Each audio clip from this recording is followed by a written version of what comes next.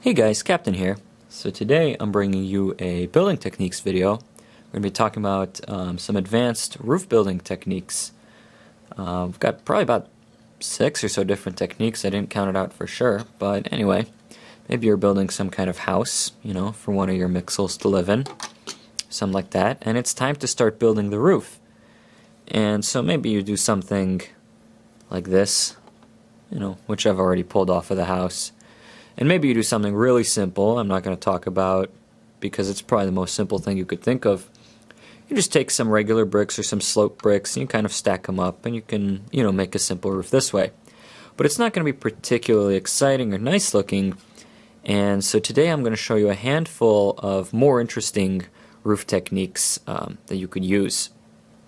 So first, one simple one is you could take some big plates and you could kind of create slopes, make them sloped, and there are a handful of ways to do this. There are, bricks with the exact purpose of being sloped, but the way I set this up I can show you in a second. But here we can create a slope like this, which is not in itself much more exciting than just using sloped bricks, and it seems harder to do. But if you do something like this, you can add a lot more decoration. So the way that I've set this up is I took a briefcase piece and a 1x2 claw plate, basically 1x2 claw, stuck the briefcase in like this, added 1 plate worth of buffer, and then I can stick a plate on top and bend with comfortable leeway. So you could do something like this, and you could texture this. One easy thing you could do is you could just texture this with some plates. You could either, do it the simple way, just go across, maybe do 1x1 plates. You could also kind of stagger this a little bit. And if you have some 1x1 plates, then you can maybe fill this out at the bottom or even have some pieces overhang. Right? And so this will kind of give the appearance of some nice shingles on your roof. Could even do this, and then if you have another one of these, you could interweave them and they'll kind of lock a bit. And this technique, if you do this, this is really nice for kind of older style houses. Like if you're building a medieval village, one thing you could do is you could do this in yellow, and you could actually take some yellow grill pieces and layer them on, or even just plates, but especially grill pieces will really give the nice appearance of straw for like a thatched roof. So that's something you could do. That's a nice technique you could use. And you don't also have to use slopes like this for the back here. One thing you could do is, I'm going to pull these out real fast, you could actually just kind of hold it in place just using gravity and sort of the way pieces collide. So we could take, for example, a brick, we could stick it in the back here, and so if we were to just hold it like this, it wouldn't really fall through. There's a window here which doesn't demonstrate that point super well, but one thing we could do, suppose we were over here, we could support this. We could take something like this, couple plates and slopes, and build a sloped support, and then we could just have this rest here. So that's one technique you could use. Of course, if you tip it over or shake it, it's going to fall off. Even if you have another support in the way, then it's still just going to fall off. But nevertheless, that's something you could do. So I'll try and support it so you can see a little better, and it'll be reasonably stable. So that's a pretty nice technique. I see it used every once in a while, or at least variants on this. There you go. So it kind of holds in place with these slopes. And it's a little off balance just because there's no brick right here, but as you can see, holds in place. Another thing you could do, a variant on this, and I talked about straw roofs, is people sometimes forget that you can really use studs on their side to really use the textures of the little lines between plates. So one thing I've done here is I've just stacked up a bunch of yellow plates And kind of similarly to what we had, I stuck out some, I used some 1x2 plates on their side so that there's a wedge sticking out this way, and once again we could just rest something on its side if you want to do a straw roof that way. And so that's like a decent way you could do that. And so if you have a lot of these plates lying around, especially small ones, you could really mix it up with putting some jumpers or some tiles or some 1x1 round plates, some studs in the center, and it'll really add a lot of texture. As you can see, this is kind of differently textured from everything else because there's a 1x1 brick here, but this is actually a jumper plate at the bottom here, and you'll notice jumper plates, they have this little ridge, so they kind of have a different texture. So you could really play around with that if you want a nicely textured roof. So that's a technique you could use. Then the next technique or two, you could. This one is also a nice one for creating shingles. So we'll kind of go back to what we had with our similar idea to we had these slopes, these adjustable slopes, hinges, I mean. And you'll stack a bunch of 1x2 plates on top of each other. And if you want this to be uniform, then you can use plates of, kind of whatever width you want. I'm using 1x2, but you could use like 2x6, 2x8, whatever suits your need. But the reason I'm using 1x2 is because I'm going to show you kind of a uniform version and a non-uniform version. So for a uniform version, you're just kind of going to line a bunch of these up. As you can see, I've pre-built a couple, and probably wise to have some kind of plate to connect them all.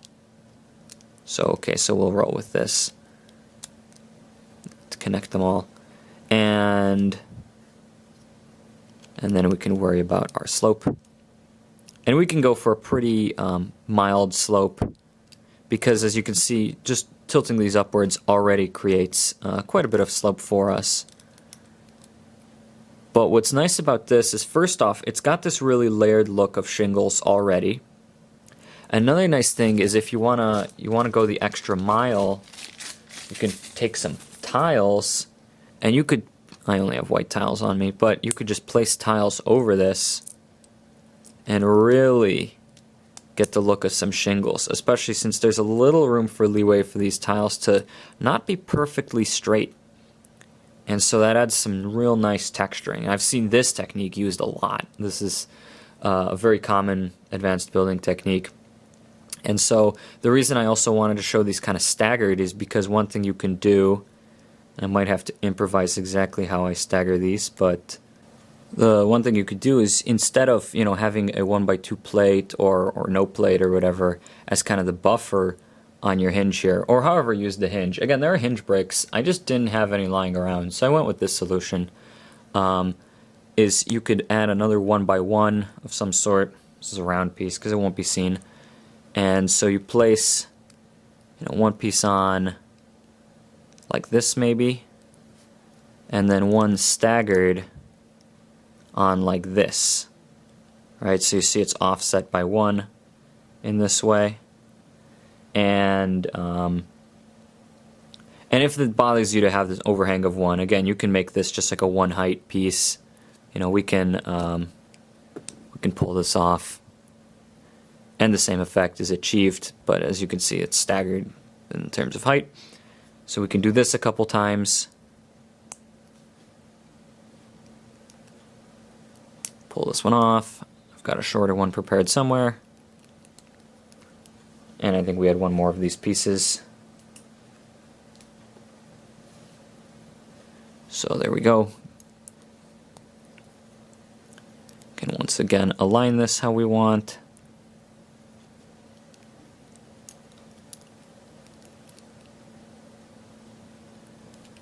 And now we've got 3 such pieces aligned like this.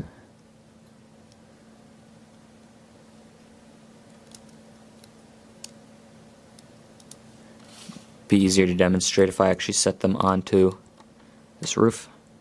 So there, you can see we have a very finely textured roof, and again we could add tiles to actually act as shingles here if we wanted. which could also create a nice effect. This is a bit of an extreme slope, as you can see. It's going to be a roof going way up, and maybe that's useful if you want to do something like, maybe you want to build like a cathedral, or even just some kind of church. A lot of churches are distinguished by having some kind of high peak. You could use it for that. If not, I just recommend finding a different way to actually create the slope, because again, staggering these bricks on top of each other already creates a decent bit of slope. If you made this flat, you could do a bit of a subdued roof to begin with, and maybe that's what you want as well. You know, there's certain types of houses where you would actually want this, right? So, right, like you could, you know, just lay it flat, and this already creates a slope by itself, and maybe that's good enough for you. Maybe you want a bit of a flatter slope. So you'll have to experiment around with exactly how you want to use this. But as you can see, it's pretty versatile, and you can do some really nice stuff with it. And then the last technique that I want to show off, this is something that you could do even for corners, but this is something that it takes a lot of jumper plates, and I think works well on kind of like a micro scale. But you basically take jumper plates, it's really all you need. And the reason I think this technique is feasible is because jumper plates, for a long time now, there have been jumper plates just available on pick-a-brick walls. So I often grab a handful every time I'm at a Lego store. And you just stack these jumper plates on top of each other. You just place one on the stud, and so you get this little offset, this kind of like half stud offset. And so you build up these little slopes, and what you can do is you can make pretty tall ones and eventually combine them just to make a roof. And you'll notice there's little spots missing, so okay, so we'll fill this in. Right here we'll just place a 1x1 tile, and boom, that fits nice and snug. Alright, I'm offset by 1. There we go. Fits nice and snug. Can barely ever tell there was anything up. You know, you have to look closely to see that 1x1 tile. This is not the most sturdy, right? You can just tap that down. But if you fill this in the right way, then it'll be hidden. And again, in a microscale build, you know, you won't be stacking so many of these. But this is a roof technique you could use anyway. Then maybe fill up one more with a 1x1. And if you were to do a bunch of rows of this, and instead of using a 1x1 here, you know, use like a 1x8 or something. You'll kind of connect them all, and it'll be nice. And this is something you could do for corners as well, because they do create 2x2 jumpers that have something in the center. So I have some that I stacked up just for convenient storage use.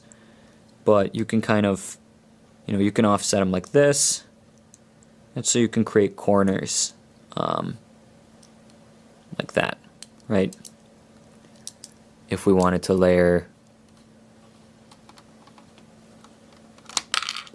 like this corner of the building or something, you know? So that's like a pretty neat way you could do it. I think it's suited for maybe like a more modern style house, or I've said already 3 times now, microscale. But these are basically all the roof techniques I know that pop to mind, all the non-obvious ones. Like I said, you could just use bricks, you could just use slope bricks, and that'll work fine. But these are some of the more advanced ones that maybe you wouldn't just think of from looking at the pieces in your collection. Some alternate ways to make cool roofs. So I hope you guys enjoyed. I know it's been a while since I've made a video, but you know, I hope you enjoy this one and share it with your friends, and hopefully I can bring more content to you guys. So if you enjoy it, then please subscribe, leave a like, maybe a comment, and I'll see you guys next time.